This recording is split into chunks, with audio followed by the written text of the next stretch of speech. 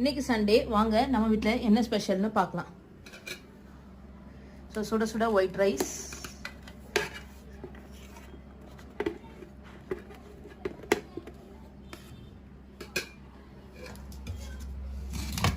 Chicken பொரிச்சது, நல்ல வெங்காயம்லாம் போட்டு சூப்பராக கடாய் சிக்கன் மாதிரி செஞ்சுருக்காங்க.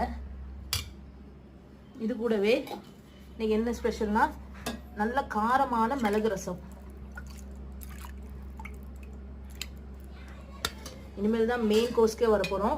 ஸோ சூப்பரான கறி குழம்பு பார்த்தீங்களா எந்த அளவுக்கு டெக்ஸ்டராக இருக்குன்னு.